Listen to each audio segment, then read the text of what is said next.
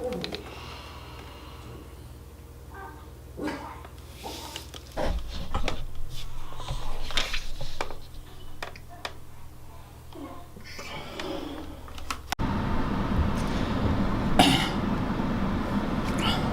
dudes. It is about 7:30 in the morning on October 5th. Sorry, I get mixed up on my dates. Yeah, October 5th. So that means this is episode 14, the start of week 3. As you saw, I weighed in pretty low today, so we can talk about that a little later on in the video. But essentially, I woke up about, 30 minutes ago. I slept in. Jiu-jitsu kicked my butt last night. My elbow was bothering me a little bit after jiu-jitsu, so I figured I'll push my workout off from the morning into the evening so I can sleep, I can rest my elbow a little bit more, and everybody is a winner for that. So I slept in, woke up, I've got my protein shake. I'm gonna drink that on the way to work, and I'm also gonna, I think, run through Starbucks because I haven't had any caffeine or coffee, and you gotta get caffeinated. I'm gonna go do that, get off onto work, do that thing, and then come home, and then we'll have a bunch of clips later on in the day. Plan for this evening is really just work out. I need to film some video for online clients, like exercise demonstration videos and whatnot. And then probably spend some time this evening doing a little bit of writing, a little bit of reading, probably watch some Netflix, that kind of stuff. So yeah, but so far just a protein shake is all I've had to eat today, or will have to eat today. Then I brought protein bars for lunch, of course. So it's all that consistency, repetitiveness. I know it probably doesn't make for the most interesting content, but I'm trying to make it interesting. Yeah, more than anything, I hope it just gives you guys a template. I hope it's motivating, inspiring. I hope it allows you to trust in the process and trust that this is what it looks like when you try to cut, when you try to lose fat. People who have mastered it probably have a little bit more variety, but if you're just starting out, start simple, be consistent with simple. That's kind of the best approach. So I gotta drive, so I'll put you guys down and pick up with you guys later. Bye. What's up? I just got home from work. It was a good day, nothing crazy. Getting ready to work out. The plan is to do some back and biceps. So I'm really kind of with my split right now for my training. If you've been looking at my workout log, I'm basically doing a chest focused push day, a chest and tricep focused push day, then a pull day, so back and biceps, then another push day, but that's shoulders and triceps, so more vertical pressing than horizontal pressing. And then the next day I do another back day, and then a leg day. And I kind of just cycle through that split.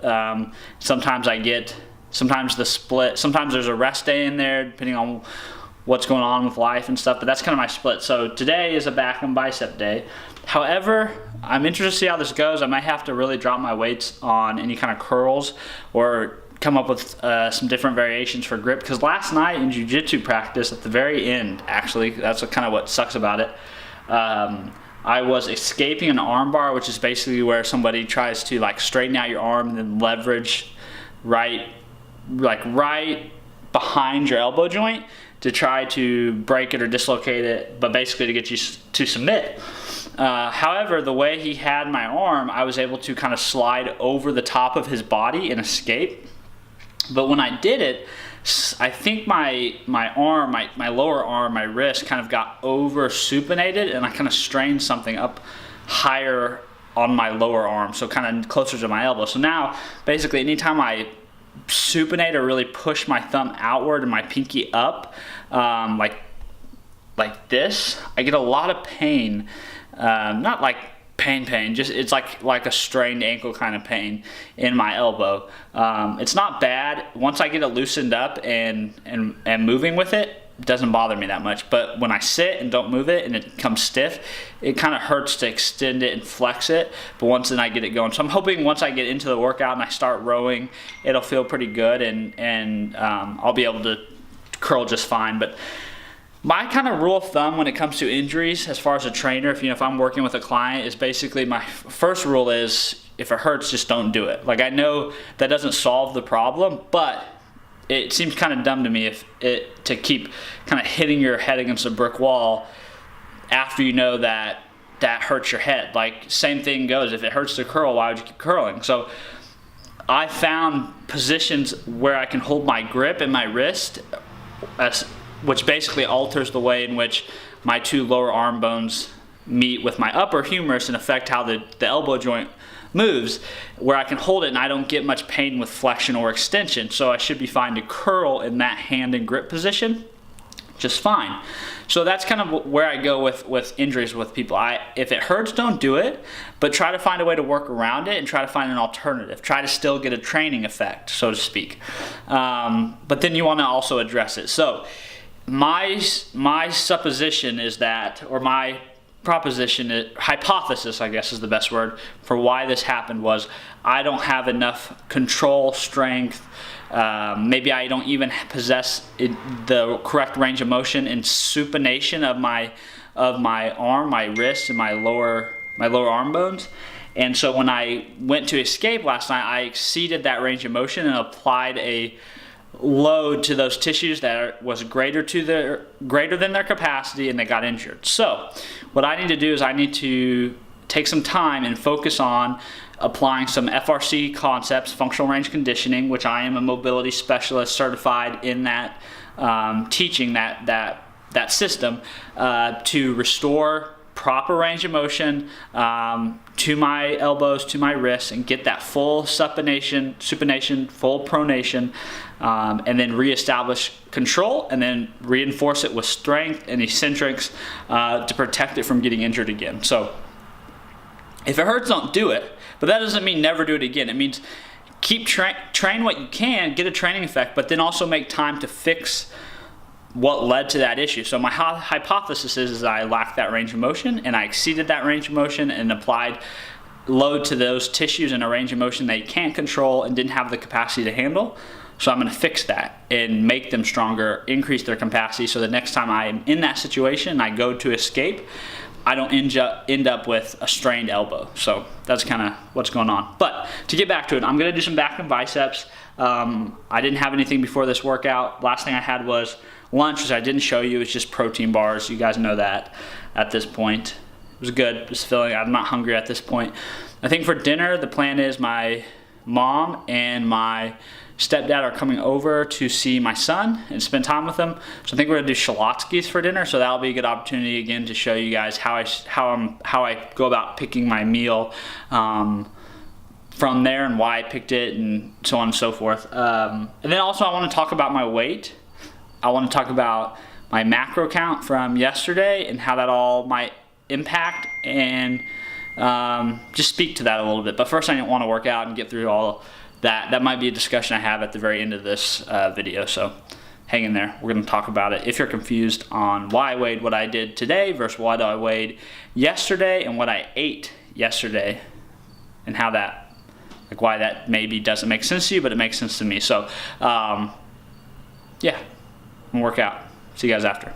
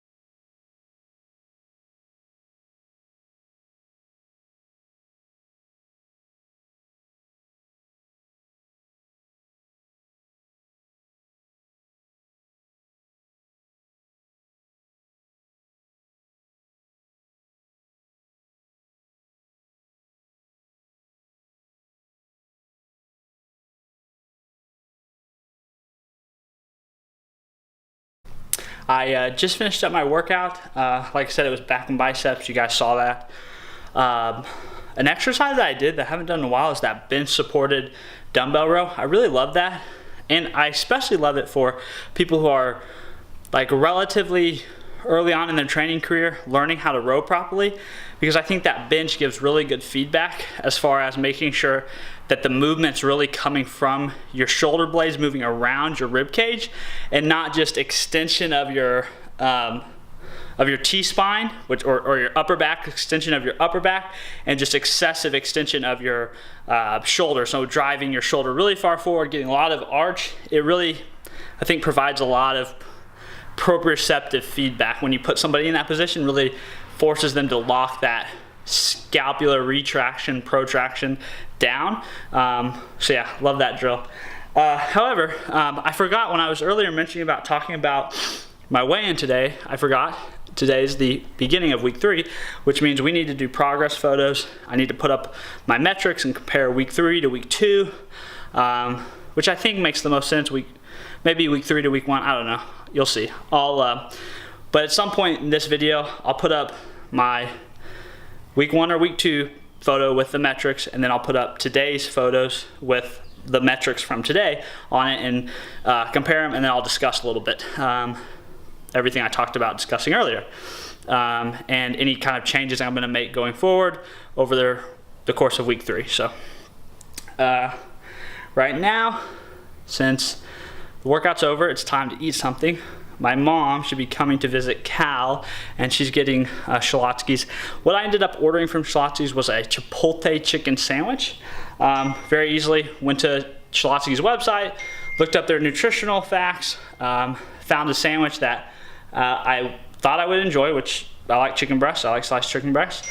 Looked at the nutritional facts. I wanted something that had about 40-50 grams of protein, about twice that in carbs, and maybe like between 10 and 20 grams of fat. And so the Chipotle chicken fit that criteria. How I decided on that criteria was, I know I've got lots of calories, lots of carbs, and lots of protein and fat to use for the rest of the day. However, I want to save the fat because I might want to drink some milk later on in the evening. So save the fats for that. I've got plenty of carbs, so I went with a 100-gram carbohydrate sandwich. Don't need to worry about that. Plus, it's post-workout, so hopefully we're going to preferentially use that to build muscle and repair. Not that that necessarily needs to be done within 30 minutes of a training session. It could be an hour or 2 hours.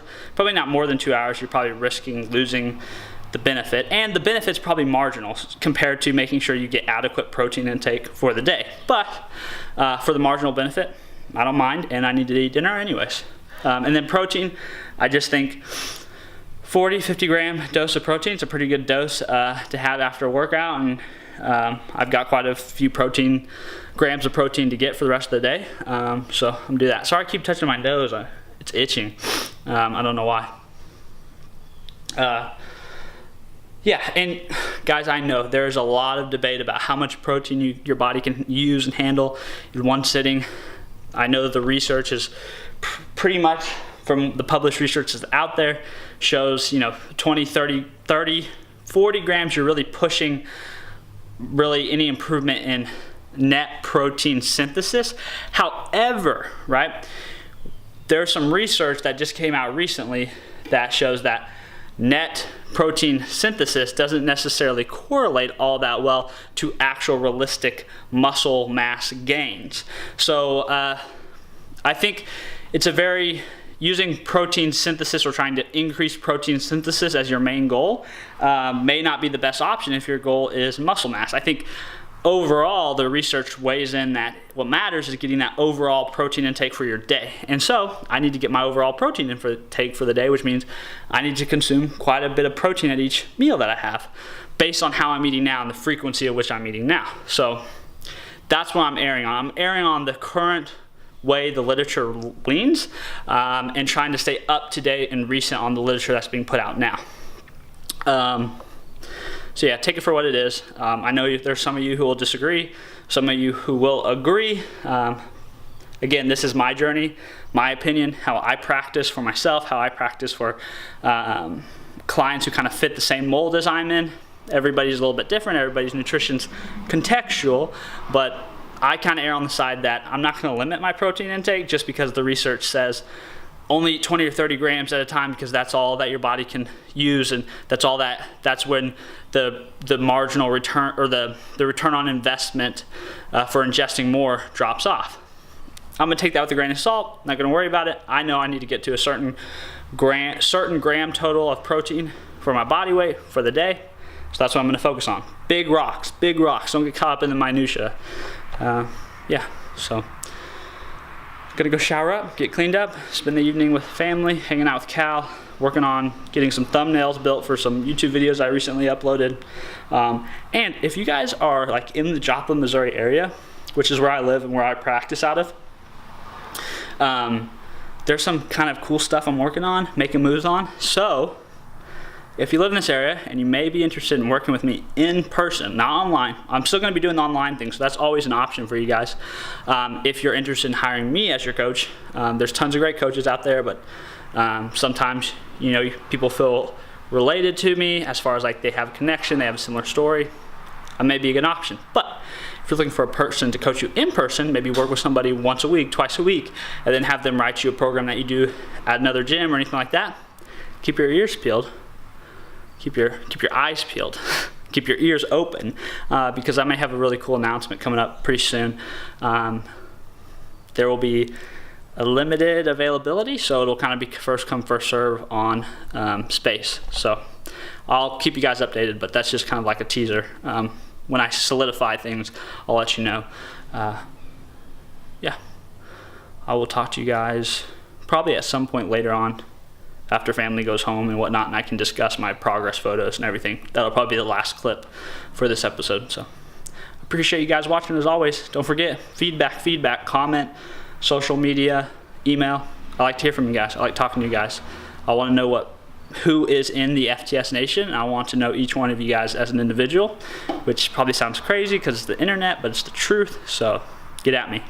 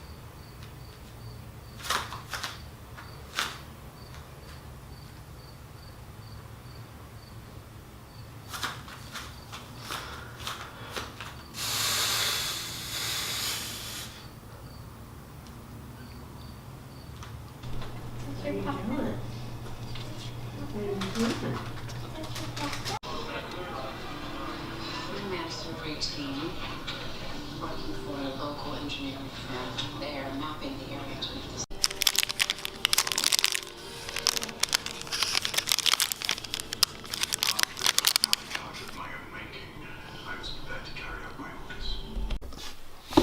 Hey guys, real quick, I wanted to film the last clip of the day. The last two meals I had that you saw were a couple Greek yogurts and a couple pure protein chocolate peanut butter bars. And then before I kind of end the video, I wanted to just kind of discuss my progress photos, which you just saw immediately previous to this clip. And essentially what you saw was that my weight went down, but basically all my other measurements stayed the same.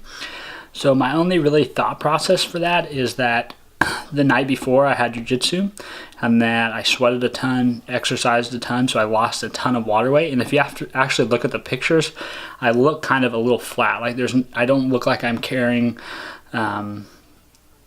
like very much water on my body. Not that I look dry, like lean and super cut, but just flat. So I think part of that could have been just the loss of so much water weight from the previous night and then not having replaced it before I weighed in. So basically how I'm gonna make adjustments per those measurements and weight and body fat is I'm basically gonna cut about 250 calories down. So I'm about 28.8 right now as far as 2,880 calories. I'm gonna drop down to about 26.50, and then keep all my ratios and macros and ratios of macros the same, and then go from there. So not frustrated, not mad about it. It's just I don't like to go more than a week of not seeing any progress, or like what I would consider real progress, without making a change. That way we just don't lose a week. And I've got plenty of room to work with as far as like cutting calories. So that's what I'm going to do. That's a change. Keep executing, keep doing what I've been doing, and just keep moving forward. The big thing is just to be patient. Like you guys, it's the three weeks out of 12, like 14 days into what's going to be like an 80 to 90 day like cut. So it's just being patient, putting in the work, trusting the process, and just trying to get better and better each day. So yeah, that's all you can do. Thanks again for watching all my videos. Thanks for watching this episode. If you're enjoying the cut series, please share it with anybody who you think would find it very interesting, or helpful, or educational, or motivational. And if you're liking my channel and you like the content I put out, you like Freeborn Training Systems, please help me grow the Freeborn Training Systems Nation by sharing my stuff. The more you share it, the more other people see it, the more people we help as a whole, which is what I'm at to do. So I really appreciate that. And until next time, I hope you guys keep kicking ass at life and have a great rest of your day. And I'll see you on the next episode. Bye.